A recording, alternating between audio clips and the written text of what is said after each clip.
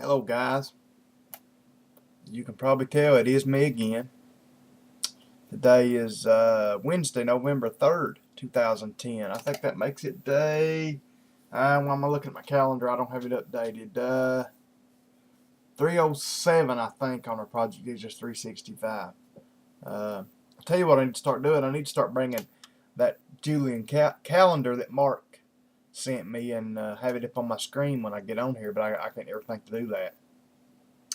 But yeah, anyway, it's good to have you guys here tonight. Uh, Praise the Lord for that. Uh, Guys, pray for me. I know you guys always do. I got, as you can tell, I am talking, so that's a good sign. I did go to the dentist today. And the odd thing is, guys, the two teeth that he filled a front tooth. I don't know which one it was, but one of these front teeth that had a big black spot in it, a big cavity coming out. He filled it. And then I had a tooth right, my canine tooth on this side. I think it's canine. Um, had a big hole in the side of it, and he filled that, and was worried about having to do a root canal. Didn't have to do a root canal. He's still kind of worried. He said that there wasn't a whole lot of tooth left, and he said the filling is actually stronger than the tooth. He said he was just afraid that the rest of the tooth was going to break and it was all going to fall out. Um, so pray that that don't happen. And I may have to go back within the next few days and let him tweak it, because I don't know, and I've had this happen before with fillings in teeth. Not probably all you guys have too. That uh, evidently when they filled that tooth in, a little bit of the on the inside of it, it must be filled out a little bit more or something. When I close my mouth, like when I'm eating, my teeth don't go together right. I can feel that tooth hitting on another tooth on the bottom, and I'm having to be real easy. As a matter of fact, it's a chore to eat. It don't hurt or anything, but it's a chore to eat because I'm afraid I'm gonna smack down on that tooth and it's gonna bust it, because they're not lining up right, basically. Uh, so I don't know. I'm gonna give it a day or two and see if it kind of wears itself in and lines up. If not, I guess I'll have to go back and let them grind on it a little bit, file her in. Um, and keep praying too, guys, because I got one tooth back here that's going to have to be pulled, and I think two teeth down here in this bottom jaw muscle that's going to have to be pulled. And I guess him getting in there working today and fiddling and giving me shots and everything. This tooth right here, that's kind of the funny thing about it. My teeth have been killing me this season, but neither one that he worked on. The ones he worked on are perfect, no pain. These two back here have actually started hurting since he worked on these, and they weren't hurting. I'm thinking they're just inflamed where he was in there working, and I'm hoping after a day or so they'll calm down. So just pray for that. Guy got to go back December the 28th, I believe. Um, and we'll start. I guess we'll start. Like I said, he's got to pull several teeth and fill several teeth. So I guess we'll get. Which like he told me, him and the uh, receptionist both said, if you have one start bothering you or something before then, don't hesitate to call us or come in. So that's what I said. I may have to go back in and let them file on this one because, like I said, it's aggravating me when I'm trying to eat. But I did, the one in the main front that it had a big hole. I was getting real self conscious of that. I got to where I wouldn't, like, if I smiled around people, I made sure that my top lip didn't pull up. I was just so self conscious. And nearly this one over here too. The canine had the big hole in the side of it. Uh, I was just horribly self conscious of it. Believe it or not, all hillbillies don't. As you can see, all big hillbillies don't have teeth missing, and I'm trying to have my teeth in the best shape that I can. But anyway, guys, spent too much time on that already. Just pray for me on that. Pray that tooth will wear in, or at least I can run back up there real quick, and he can hit it a lick with his little grinder and straighten it out. Like I said, it's not horrible, but it's just enough, just hitting just enough to where uh, I can't get my mouth closed square. You know, uh, it's kind of teeter tottering on that one little piece. And pray that my other teeth will quit hurting until I can get them took care of. And you know, guys, it's just so expensive to go to the dentist. Getting 2 teeth filled today, which now they were pretty bad ones, or at least the one was, the canine tooth. But getting 2 teeth filled today was $335. You know, going to the dentist, and that's what I did tell him today. I said, you know, I'll just have to come when I got the money to get these other ones fixed. I think that's maybe one reason she gave me it till December 28th, you know, to kind of scrape me some money together. You know, I can't afford going once a week, having to spend $300, you know, every week. I don't make a whole lot more than that most of the time. So, but just pray for me, guys. Let's see what else.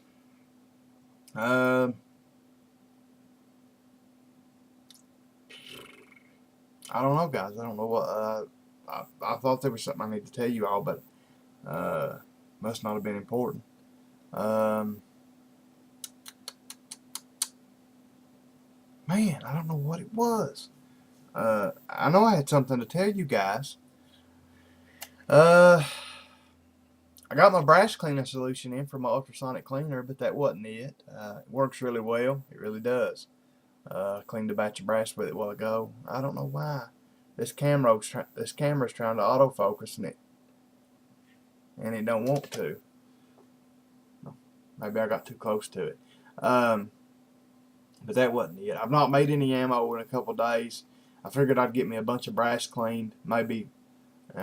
What I'm doing is I'm cleaning them in the ultrasonic cleaner to get them clean. You know, to get the inside clean and the primer pocket cleaned and all that. And then I'm putting them in the tumbler and polishing them, because the ultrasonic cleaner gets them real good and clean, but it don't polish them. You know, they're kind of dull looking.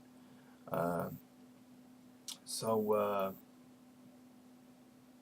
I'm gonna try to make some ammo maybe tomorrow. I didn't have church this evening. Maybe that's what I was gonna tell you. Well, we had some people that are there normally that had some things going on in their families, and they weren't going to be there anyway. And this evening, guys, at 6 o'clock, you know, we started at 7, but about at 6 o'clock, I was still numb, couldn't talk hardly, was just aching, you know, from the shots and everything, and just I was in misery this evening.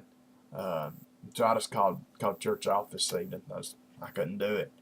I hate doing that. I feel like a heathen. I feel like a heathen all week from doing that, but you know, sometimes you got to. Let's see, guys. I guess that's about it. I guess that's everything personal I need to tell you all.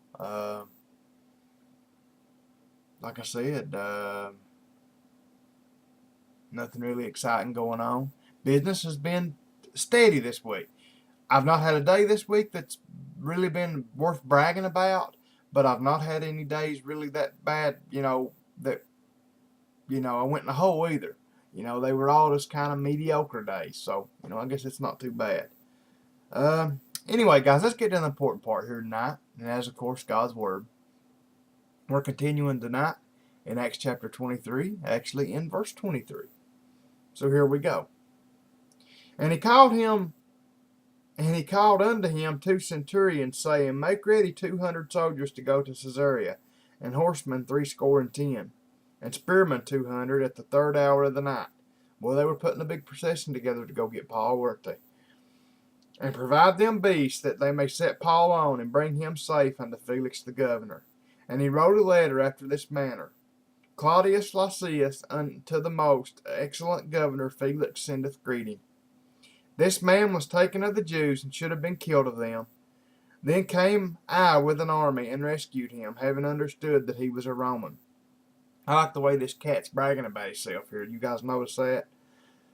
And when I would have known the cause wherefore they accused him, I brought him forth into their council, whom I perceived to be accused of questions of their law, but to have nothing laid to his charge worthy of death or of bonds. And when it was told me how that the Jews laid wait for the man, I sent straightway to thee, and gave commandment to his accusers also to say before thee what they had against him. Farewell. Then the soldiers, as it was commanded them, took Paul, and brought him by night to Antipatris. On the morrow they left the horsemen to go with him, and returned to the castle. Who, when they came to Caesarea, and delivered the epistle to the governor, presented Paul also before him. And when the governor had read the letter, he asked of what province he was, and when he understood that he was of Cilicia, I will hear thee, said he, when thine accusers are also come, and he commanded him to be kept in Herod's judgment hall. You know, guys, sometimes we think, why does God do things certain ways? You know, this just hit me today when I was reading this. Actually, I was reading this today at the dentist office. I had to sit there maybe 5 minutes before they took me back, and they had a Bible laying there that had been supplied by the Gideons. And I just flipped it open and was reading this because I knew I was going to be reading it tonight. And then I was reading it a while ago, too. You know, I was reading it before I just not turned the camera on, and it hit me. You know, that's one reason, if you'll notice, how many times, and this is one of them, how many times did Paul get out of trouble? Or how many times did Paul should have been killed by the Jews, should have been killed by these mobs, and Paul would be saved? You know, a lot of people have always kind of talked about why the Lord uses who he does, you know, and he used Paul here. And, you know, Paul was a Roman. Paul was one of these odd, you know, unique blends, I guess you would call it. He was Roman, but he was also a Jew. You know, he was part Roman and part Jew, and he was in the Sanhedrin. But he was a Roman. He was a Roman citizen. Look how many times, you know, a lot of people talk about that. Say, why did the Lord use Paul? You know, why did he?